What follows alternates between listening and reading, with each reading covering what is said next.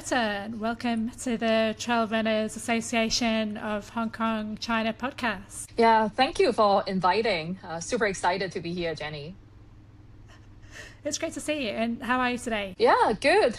Surviving the heat and the humidity before the big typhoon coming up this weekend, so not too bad. Oh, another one? I haven't even checked. I'm just used to the fact it's raining all the time. Yeah, apparently there's one this weekend, so we'll see. Yeah, it's always on the weekend, isn't it? Yeah, that's life. Yeah. So one reason I wanted to get you on this podcast is that you recently got back from the Marathon du Mont Blanc. So I'm hoping you can tell us a bit about that. That sounds very exciting. So how did it go for you? Yeah, it's an awesome race actually. I guess like a lot of people from Hong Kong probably have been to Chamonix a couple of times, usually for the UTMB finals week, right? Actually, this is my fourth time in Chamonix. But to be honest, the previous three times I was just doing the UTMB finals week races. So I was never really able to run around within the Chamonix Valley. So I did the 90K of the Marathon du Mont Blanc. They have a 42 and they have like a 23K as well. But the 90K, they really string along all the classic routes within the valley. So it's kind of good bang for your buck, so to speak, because you really like see all the most famous places, within the valley. So it's quite nice. But the race itself is quite challenging because of the terrain and then the vertical gain it's quite a lot. So it's a very mountainous race, but I like it. Yeah, I enjoy it a lot. So it's something that I will really recommend people to try, kind of outside the whole UTMB series circuits. Yeah, so it was a bit quieter in Chamonix then? Yeah, actually, this race is quite popular amongst the French. So it's still quite a big race. I think the 90K, there's like more than 1,000 people. And then the premier 42K race is like 2,000 people. So it's still, quite lively within the valley, but obviously not as crazy compared to the UTMB finals week. So you kind of, have the best of both worlds. You still have the crowd, but not as crazy. Yeah. Great. And do you think the race went well for you? Did you, have any goal time that you achieved, or were you just enjoying the scenery? Yeah, I think overall it went according to plan. I would say during the race, it turned out to be, as you know about all these long races, right? It never went exactly according to plan, and you kind of always have to kind of go with the flow. So that's kind of exactly what happened. The first 20K was quite hard. I think because I was traveling quite a bit for work prior to the race, so I don't think I was very well rested. So I don't know if it's the altitude or the time difference or whatnot. So I was feeling like some headache and like a bit dizzy for the first 20K. But I think it's helpful that luckily it's kind of not my first time doing a long race. So I think mentally I just told myself to take my time, don't care about what other people are doing, just kind of focus on the next step. And then I think after a while, things kind of start to recover. And then I kind of got my groove, I think after like 30K or so. Yeah, so it was good. And then, as you know, with all these long races, right, it's actually better to start too slow rather than starting too fast. So I guess the struggles at the start turned out to be a blessing because I still kind of had some gas in the tank for the last, 10, 20K or so. So I could finish strong. Yeah. So in a way, it's okay. As you know, like all long races, it never really go quite smoothly. But yeah, I think it's just about not panicking and take it one step at a time. Yeah, and I saw you snuck into the top 50 female finishes, so congratulations for that. I'm sure it was a very competitive Thank field. you. Yeah, I think this one again is quite popular amongst the French. Yeah, I think it's less popular like internationally, but then I think within Europe, especially in France or Italy and Switzerland, I think people like this race quite a lot. Yeah. And do you think it's challenging to travel from Hong Kong to do a race like that with so much elevation gain, and I assume cooler weather than Hong Kong, so you're having to do climbing training in Hong Kong in May as training. Did you find that challenging, or was it okay for you? Yeah, I think it's, well, two things. By city standard, Hong Kong is actually quite good in terms of having some, kind of mountains in the city. If you live in places like London or like Copenhagen or Paris, it's actually a lot more flat. So I think we are already quite lucky to have pretty good access to like real trails and, semi-real mountains in Hong Kong. So I think in terms of the overall vert training, I think is sufficient. But obviously the terrain is quite different between here and, in Chamonix. I would say, yeah, I think one thing in general is the mountains in Hong Kong in general are probably not as steep compared to, the ones in the Alps. So I think, both for Marathon du Mont Blanc or like the UTMB weeks, I think, yeah, I do try to have the steepest mountain I can get in Hong Kong. So usually, Hong Kong Island will be like Wan Chai Gap or, Lantau. You go from Nong Ping to Lantau Peak. That's kind of like the type of steepness that you will get in the Alps quite often. Yeah, so I like to plan my training routes around these kind of peaks in order to get myself a bit more prepared. But at the end of the day, you can never get 2,000 meters of climb in Hong Kong nonstop because we just don't have big mountains like this. But it's okay. Yeah. Yeah, well, you obviously did quite well. So, do you think that it's good preparation to do that kind of race, 90K? Is it about 2 months before the UTMB, which I know you're training for? Did you target this race as being good preparation for that? Yeah, that's kind of the plan that I have with my coach. So usually, because I obviously have a running coach, so usually at the start of the year, you can plan out the plan for the rest of the year. So I think this year I was lucky enough to get into UTMB through the lucky draw. So yeah, the idea is really to plan Q2 and Q3 ahead of the big race at the end of August to see how I can, I guess, like gradually peak at the right time. And obviously, build up the experience and the confidence to tackle the big loop. I've never, UTMB will be the longest distance I've ever done. So I would need as much confidence and experience as possible. And obviously a bit of luck. Yeah, does any of the routes overlap? A little bit, maybe at the start and at the end. But as you know, UTMB goes through, France, Switzerland, Italy, and back into France. Whereas Marathon du Mont Blanc, it mostly stay within France, just a little bit, like a small part in Switzerland. So it's a bit different. But anyway, it's the same mountain. So yeah, I think at least getting used to the terrain and the feel of it is quite helpful. Yeah. All right, so I started questions asking about the most recent events, but Yeah.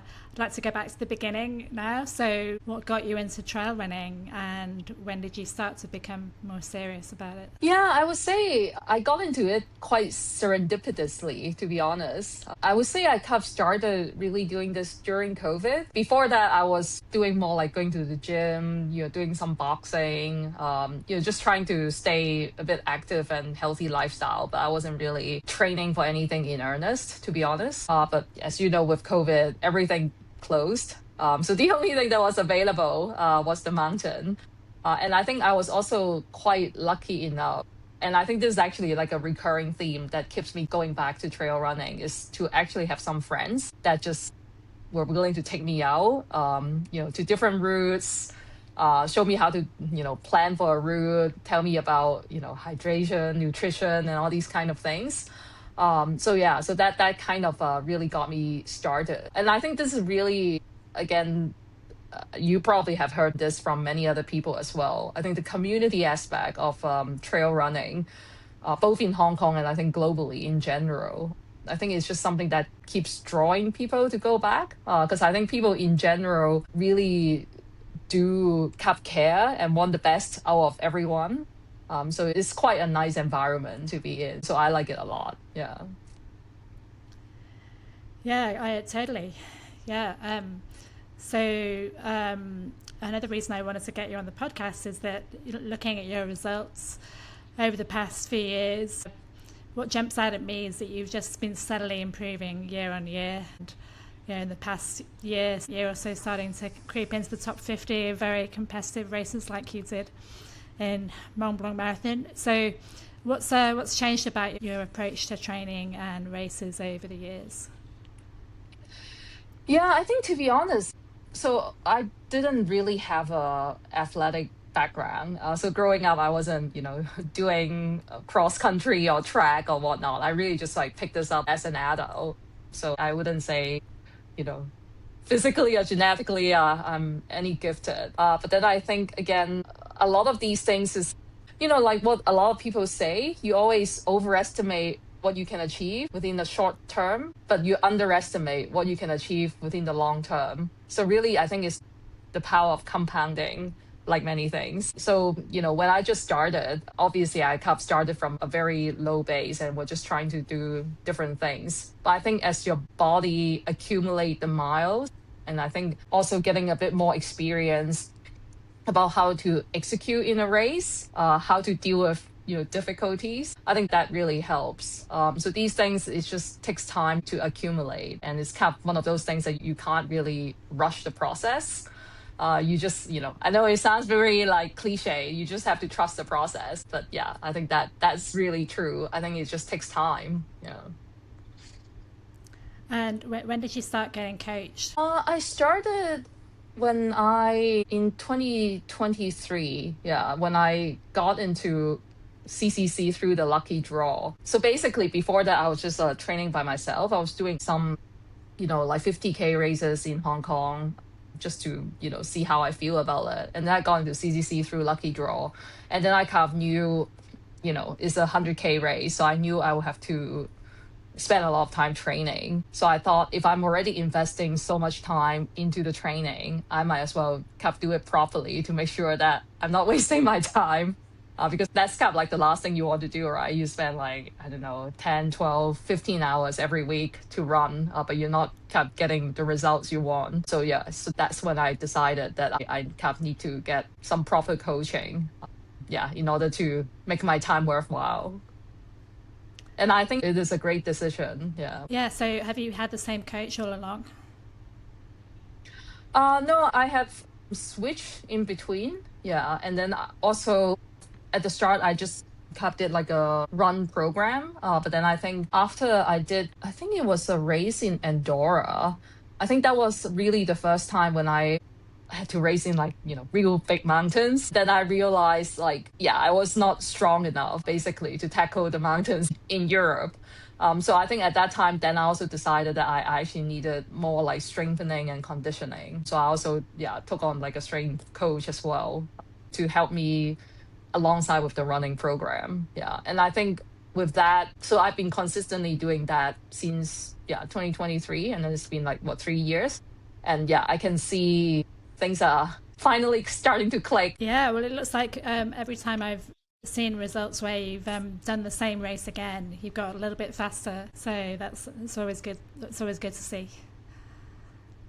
Yeah, I think at the end of the day, that's kind of what we are all going for, right? Just a little bit of improvement every time. Obviously, I'm not like a professional runner, so it's not really about the absolute relative ranking compared to the other runners. It's really about compared to myself a year ago or compared to the objectives that I set for myself, whether or not I can achieve it, or if I didn't achieve it, what are the reasons? What can I do better the next time? Yeah, so you've done a lot of European races and also some in Asia and Japan and China, I think. And a lot of races in the European Alps. And so what's been your favorite that you'd like to go back and do again, or would recommend most highly to other runners from Hong Kong? Yeah, so I think with Europe, also I'm in a fortunate situation because my work does bring me to Europe quite a bit. So I can kind of plan my personal trip together with my work. So I'm quite fortunate in that aspect. But actually, after UTMB, I've also signed up to quite a higher altitude race in Sichuan in China in November, which I'm quite excited about because last year I did one race in China, Taigu, which is more in the eastern coastal area. This is, I think, one of like their most famous races in China. So it was very well organized. Yeah, which I enjoy a lot. So I also recommend people to do it. But obviously, China is a huge country, right? So for me, I think a lot about doing races is just to go to a new place to explore and kind of check things out on foot. So yeah, so usually for me, doing a race is really just about kind of, what kind of destination excites me. So I'm actually quite excited about doing this race in Sichuan because, yeah, I think the race goes all the way up to like 4,000 meters above sea level. So it'll be quite a new experience for me. Yeah. Yeah, well, I've been to Yunnan. It's probably similar mountains. It is very beautiful over there. Mm, yeah. You'll enjoy the scenery, but yeah, very steep mountains, I'm sure as well. Uh, Yeah. I would probably need to do a bit of research. yeah, you haven't actually answered my question about what's the favorite race that you've done so far. Favorite. Okay. So my personal favorite is TDS. And I think it's because this is my first 100 miler. And I think a first 100 miler race just differently compared to other races, partly because it was very hard and it was very long. But then I think it's just, you feel like you experience a lifetime within the span of, 30 something hours. And then yeah, I think it's just a lot of joy at the finish line. So I think, I mean, obviously, 100 miler takes time to train up to, right? But I think for people who are interested to challenge themselves, is something that I really encourage people to try. It's just because it feels really different, and yeah, I think it's a great experience. Yeah, it seemed like you did really well in that race last year. I remember following your dot at the time, and were you quite surprised to overtake Marc de Camp at one stage?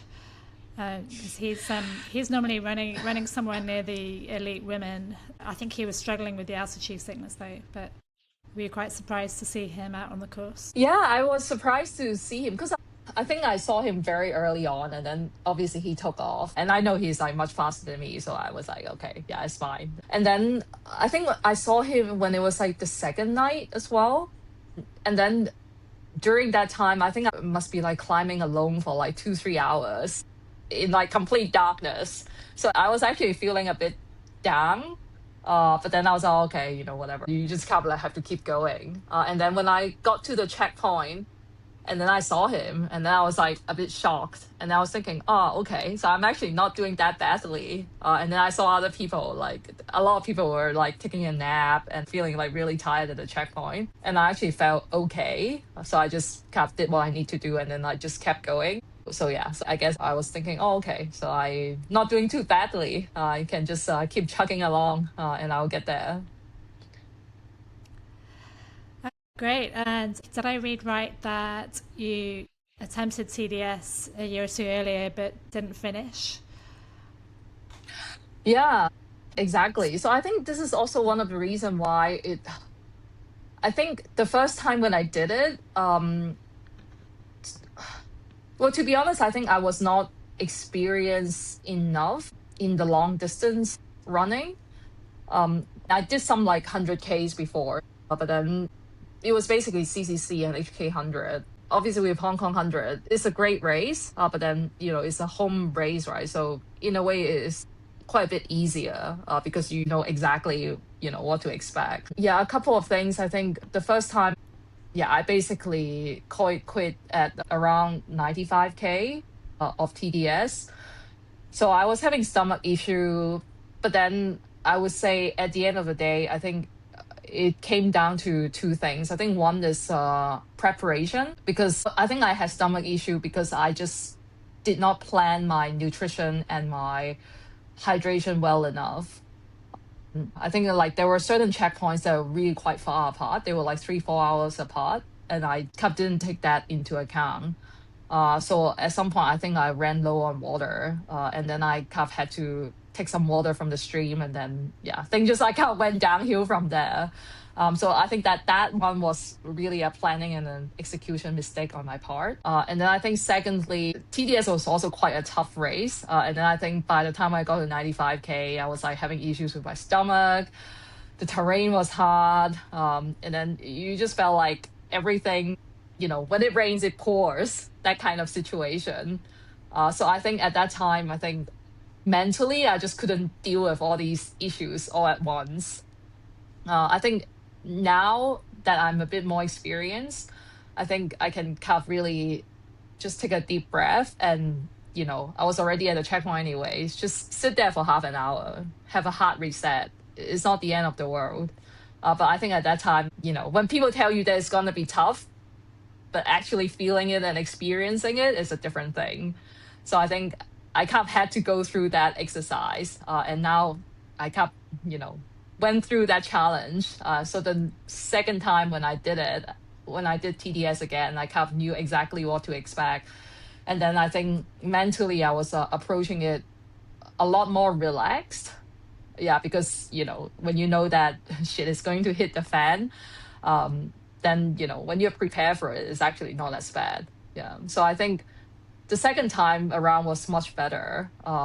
Yeah. And then I think, again, as you know, Jenny, with these very long races, you always have time to make it up at the back end of the race, as long as you can, start your race quite conservatively. So I think basically when I did it the second time, I basically tell myself, okay, I need to get to Beaufort, which was the 95K point when I DNF the first time. I need to get there as fresh as possible and as happy and relaxed as possible.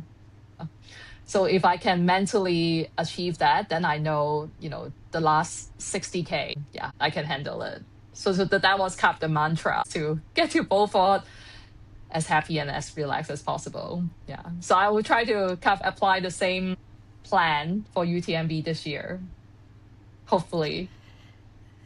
Yeah, well, I understand now why you found it so satisfying. I mean, it's not just your first 100 mile. To finish a race that you DNF'd is always very satisfying. Yeah, absolutely. Yeah, also the other thing I wanted to ask you about is that you became a group leader of Asia Trail Girls along with myself last year. So have you found that rewarding so far?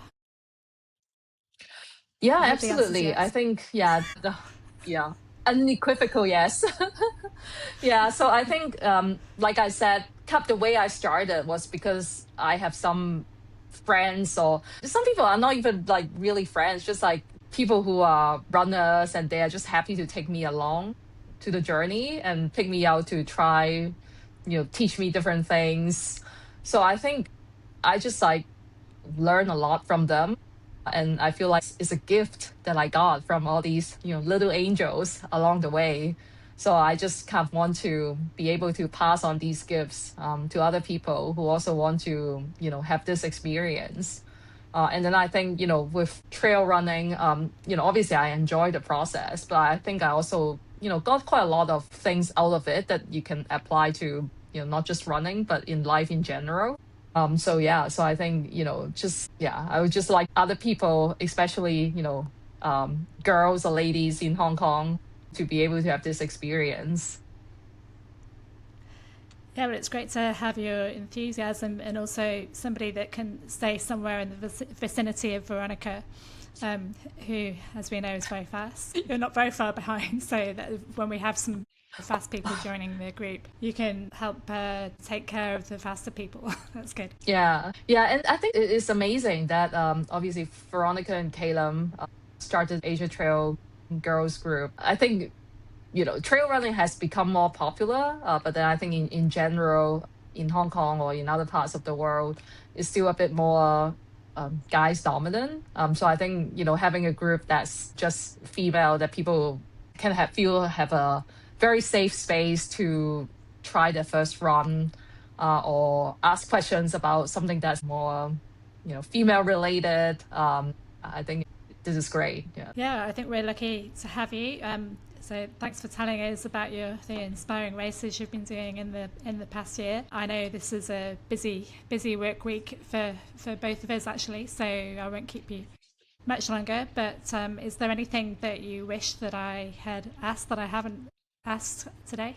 I think we've covered a lot of it, but yeah, I think, for trail runners in Hong Kong, yeah, just, glad to be part of this community.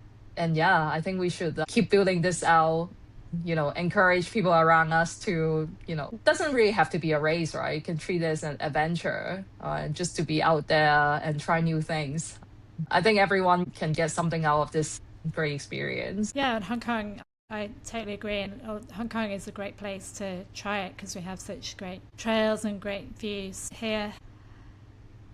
I feel Yeah, like we totally. experience the best. I feel like we experience the best of Hong Kong through getting out on trails. Yeah. All right, Roberta, it's very nice to chat to you. I'll wrap this up now. Hope to see you out on the trails again soon. And good luck with the rest of your training. Yeah, thank you. Yeah, well, I'm sure we'll be running together at the ATG runs or, yeah, or we will see each other on Lantau. Yeah, I'm hoping I can run again soon. I'm not running at the moment. You get back very quickly. Yeah. Yeah. All right. Thanks, Roberta. Great. Thank you.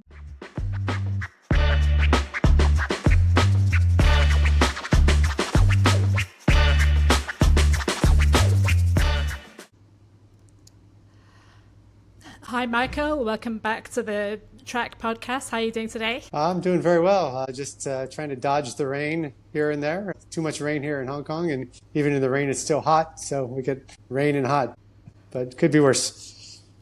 Yeah, the rain is almost like biblical proportions now. It's crazy. Yeah, I'm just wondering how many trails are going to be damaged by landslides and things. Although it has been kind of almost every day for the past month rather than just sudden deluge. So hopefully a lot of the ground was already waterlogged and the water just kind of sloughs straight off maybe.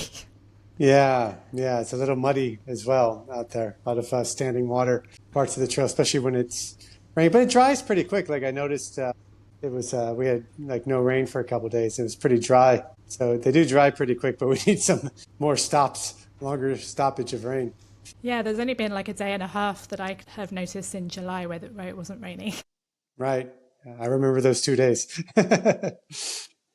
Yeah. Yeah, so you listened to my chat with Roberta, and so have you got any thoughts that spring to mind? Yeah. No, I think it's good to listen to people who kind of, I don't mean to say come from nothing, but like she was talking about, not a background in sports or running, and then just kind of picked it up and then get into enjoying the races, go a little longer, get a coach, improve.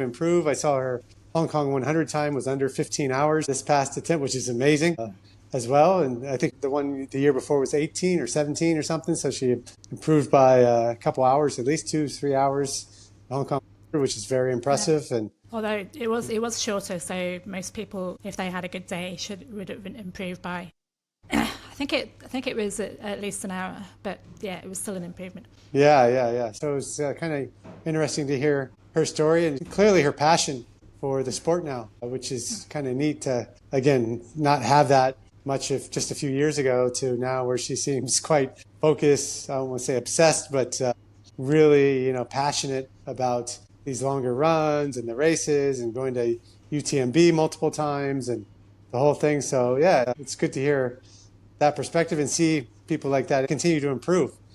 And I was interested on her age after listening to it, and she's like, I guess in the younger 40s, but still picking up the sport later in life, not in the 20s or 30s, but really improving in the 40s. And so I think she'll be got a lot of room to continue to improve. So it'll be fun to watch her in upcoming races to see how she does. Yeah, I'll be watching her dot in UTMB. And another thing that jumped out at me is that you can tell that she's someone who can see the positives easily.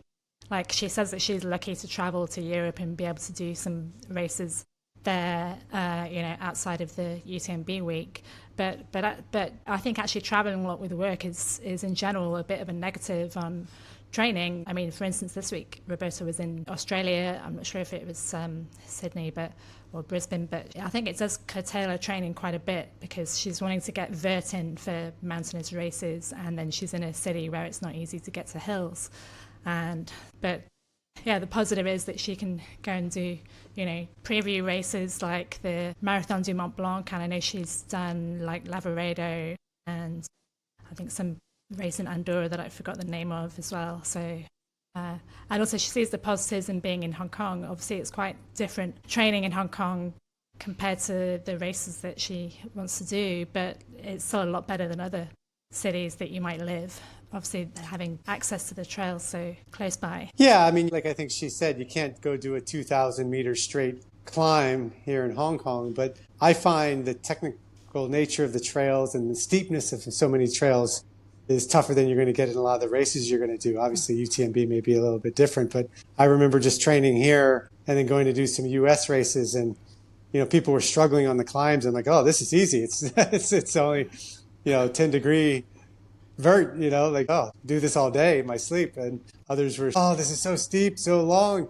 Like, what are you talking about? This is nothing, So there is some definite advantages. But yeah, I think obviously you can do repeats, but yeah, doing something straight, because I had a couple races where I had 1,000, 1,500 meter straight climbs, and at the end I was pretty beat. Yeah, but I think actually the major negative for training in Hong Kong for European races in the summer is that you've trained in such brutal heat and humidity that you can't you can't comfortably do the same volume as you would be able to do if you're training in Europe in terms of the amount of kilometers that you can cover in a day with vert.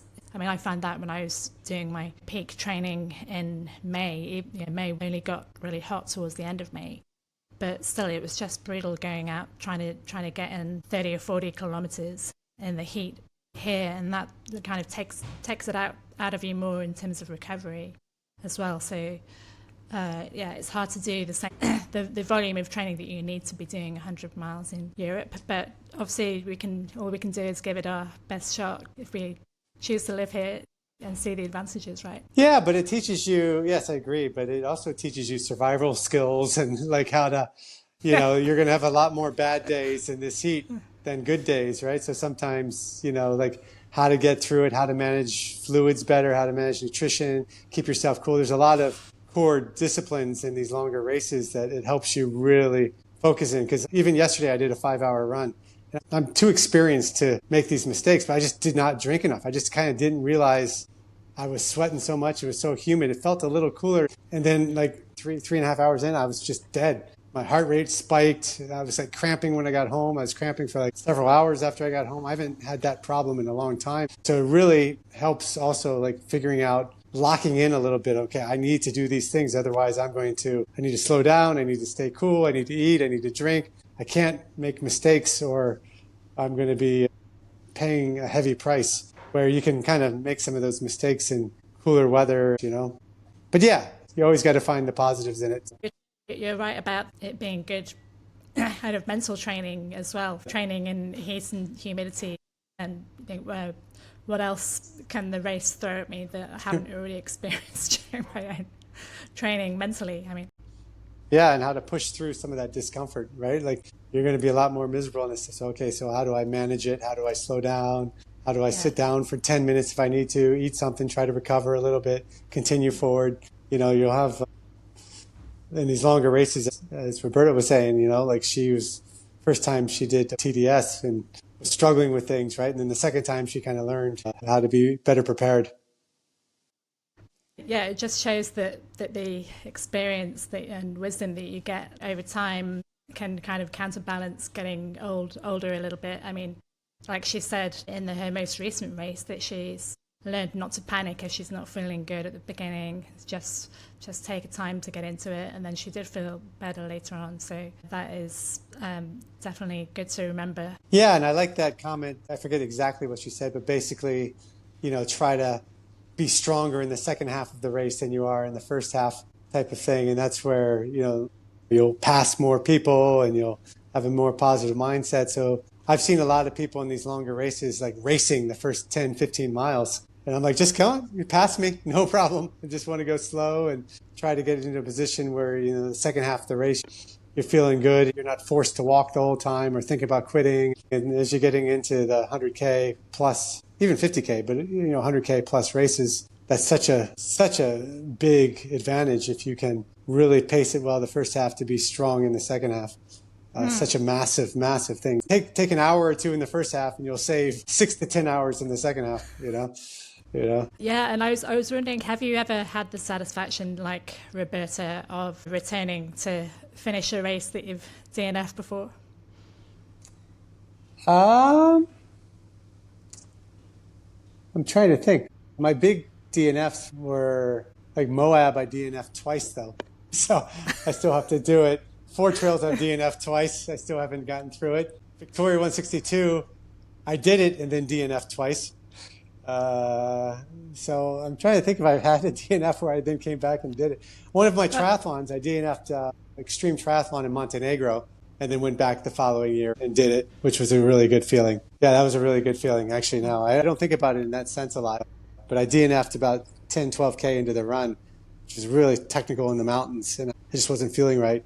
And then I kind of vowed, I said, I'm going back next year and get this done right, and kind of learned a few lessons. And it wasn't pretty, but I got it done the second year, which was a really good feeling. That's always a good feeling, I guess, right? If you fail a couple of times and you go back and figure out the formula and get it done. Yeah, well, I DNF'd the Lantau 70 once, and I had just really terrible hip pain that came from nowhere, and I ended up having to hop the first catchwater because I couldn't even walk or bear any weight on the leg. And when I did it the following year, then of course I took it easy up to that point. And once I got to that point feeling good, I was like, right, the brakes are off. Yeah, let's go. And I think after that point, because it had such a good kind of mental boost as well, coming through that checkpoint feeling good, I looked afterwards at how many people I'd actually overtaken after that point, and it was about 20% of the field. That's awesome, though. That's how you do it, right? Yeah. Well, yeah. I probably did the first half too slow because I was being conservative, but yeah, it is a good feeling. So how was, I know you're back now from your 100-mile attempt in the UK. Yeah. Obviously, I know the results, and we've talked a little bit, but how'd that go, and what'd you learn, and will you do it again, or what's your view at this point? Well, definitely, I'd like to do that race in particular again because it was a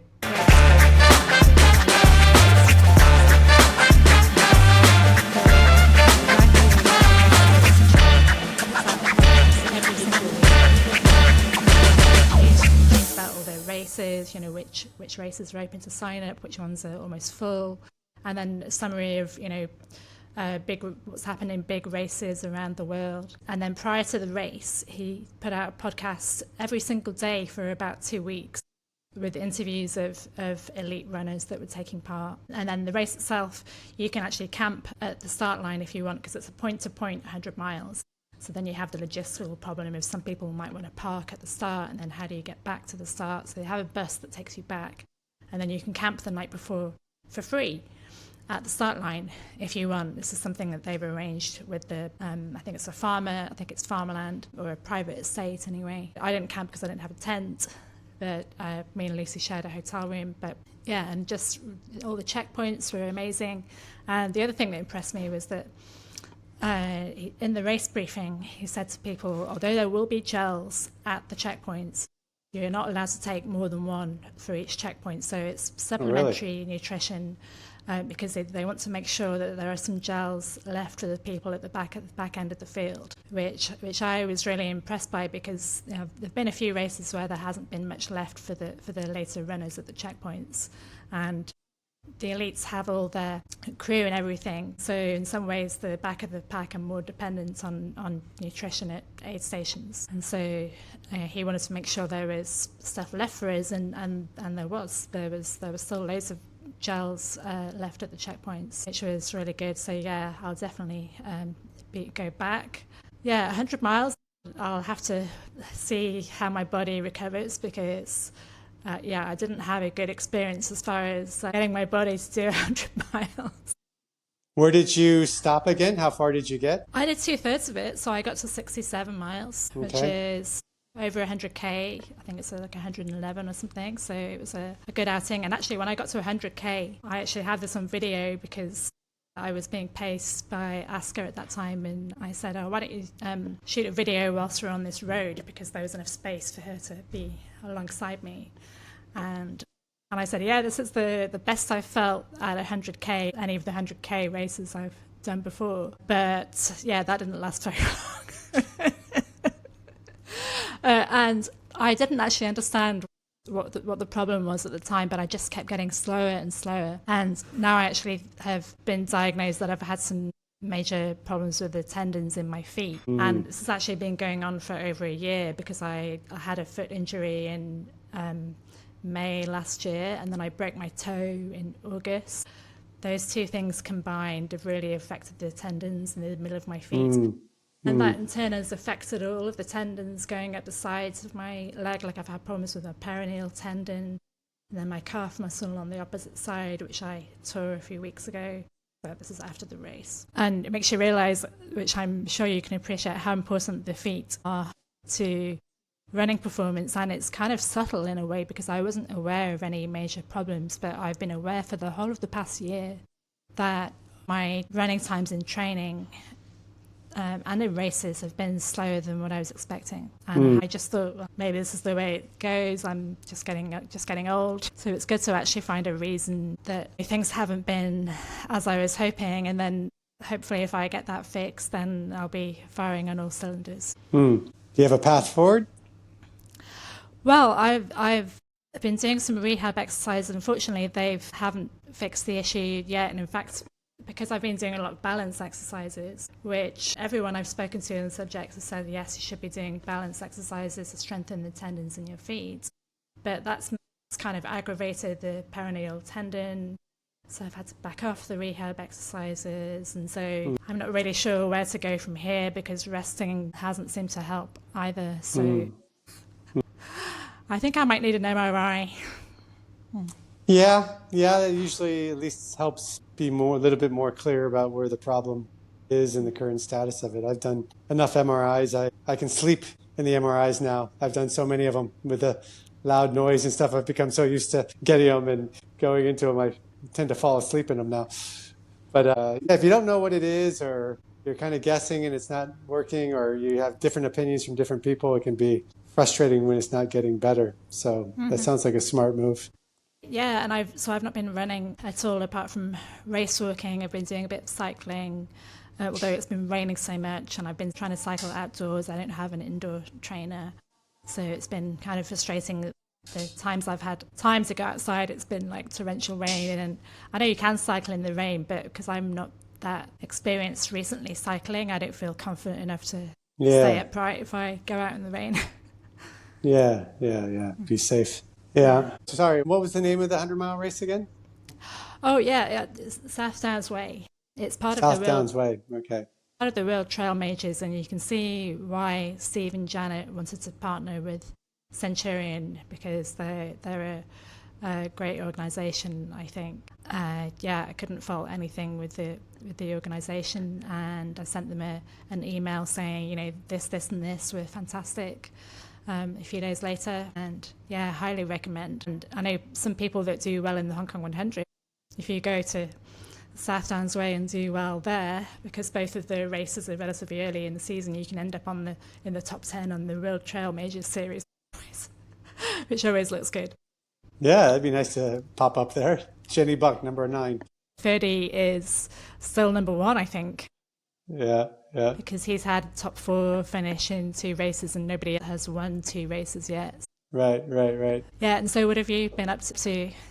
Just training here and there. I took a couple weeks off. I'm dealing with foot issues. It's so frustrating, right? So I was dealing with some foot issues too. My plantar fasciitis has been there for over a year. And then I had some tendon issues on the top of my foot as well. So they kind of said pull back for 2 weeks. So I basically took 2 weeks easy. But now I felt like I really got out of shape with this heat. It's hard you take 2 weeks off, you feel like it's so hard to run and keep your heart rate down when you get back into it. So slowly trying to get back into it. And then in 2 weeks, I will be pacing a good friend of mine at Bigfoot 200-mile race in the U.S. So hopefully we'll be able to run 100 miles with him. The second 100 miles of a 200-mile race is slow, usually, slower. So I think my first 100 miles could probably keep pace with his second 100 miles is the goal.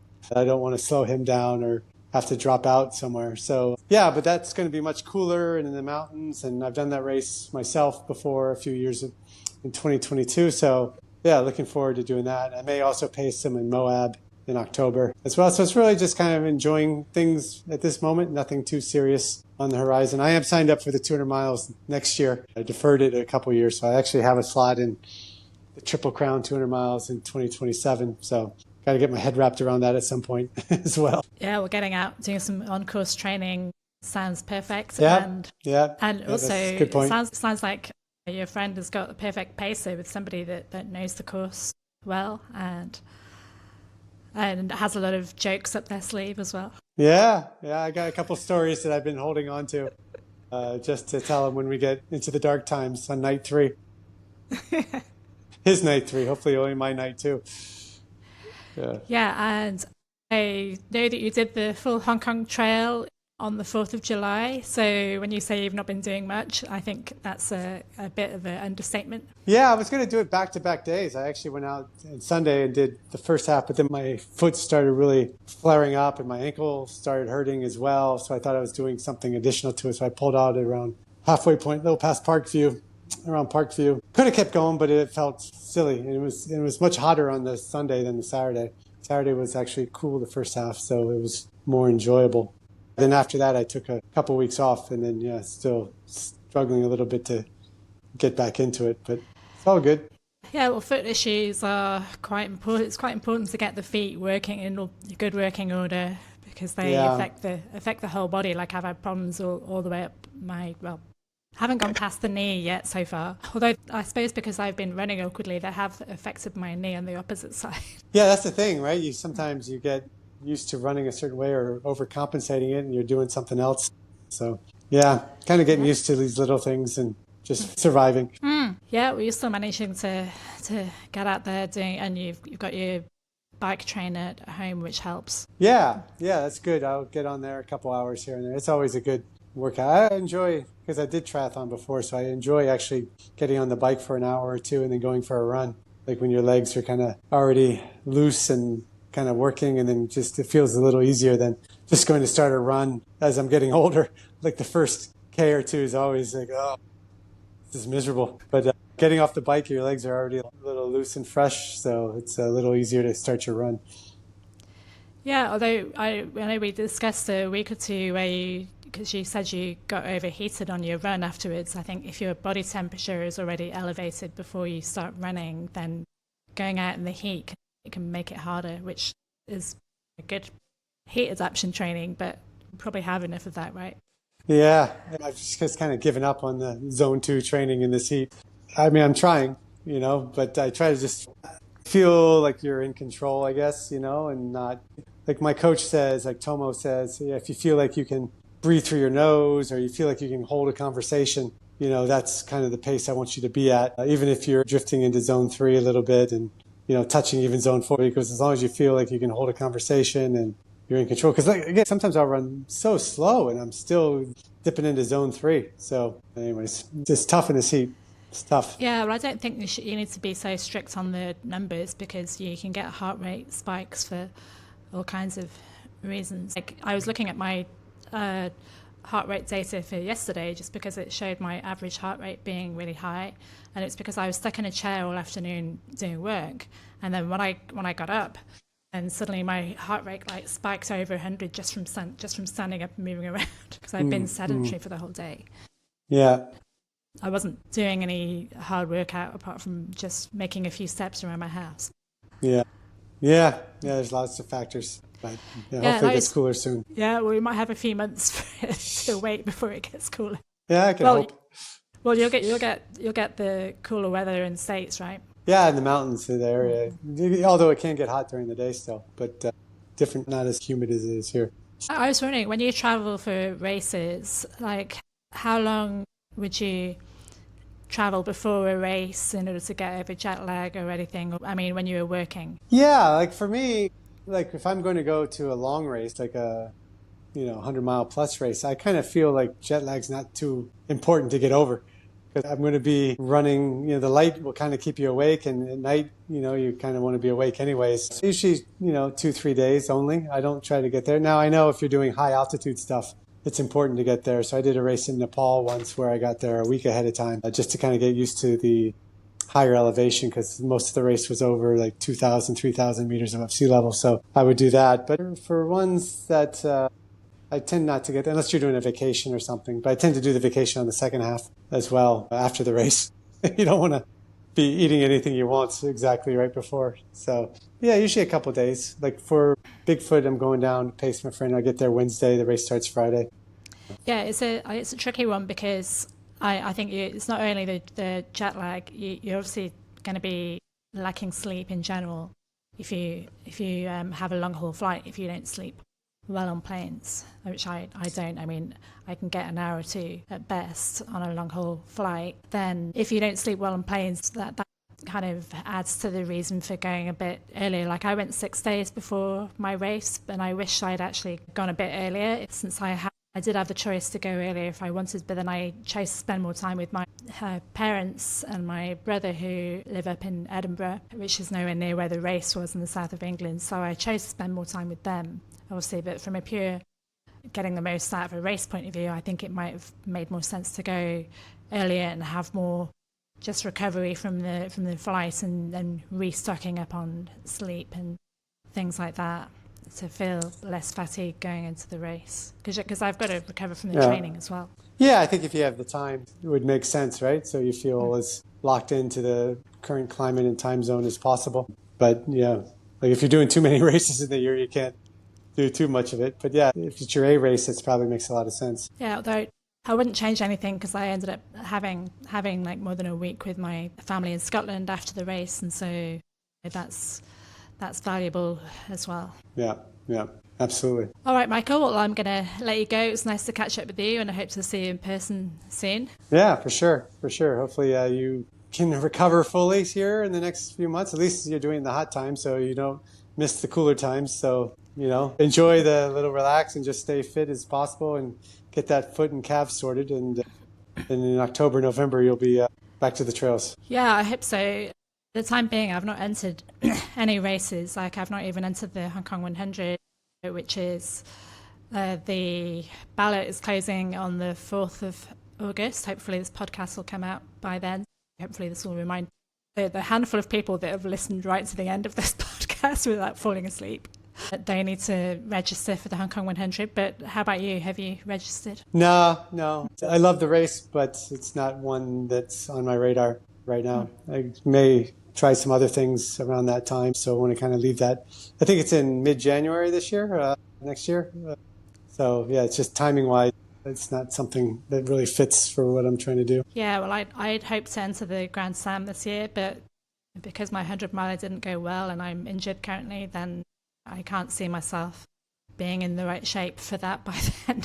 I encourage people to try that. I think that's a great challenge, the Grand Slam, to run the 33, then the 56, and the 100, 3 straight days. It's manageable, right? It seems intimidating. Oh, I'm running like close to 200K in 3 days, right? It's a lot, but you do have time to recover. It's the same course, so you kind of know what you're in for and how to pace it and everything, and it's a pretty good challenge. It's a lively atmosphere, great course, great race, great organizers, great aid stations. So yeah, I did that when did I do that? 23, I think, 2023. And that was one of the more fun things I've done, even though I suffered a lot second half of Hong Kong 100. But up until then, it was great. Yeah, well, I live Hong Kong 100, but I think if I'm going to do the 100K on its own, I'd like to do it faster than last year. And I don't feel like I want to go just to finish, like I've already finished 4 times. I don't need to prove I can finish. Right. So I'm thinking of entering one of the shorter distances, though, because I should hopefully be able to run one of those this year. Yeah, I'm sure you will. All right, Michael, thanks again. See you soon. Take care.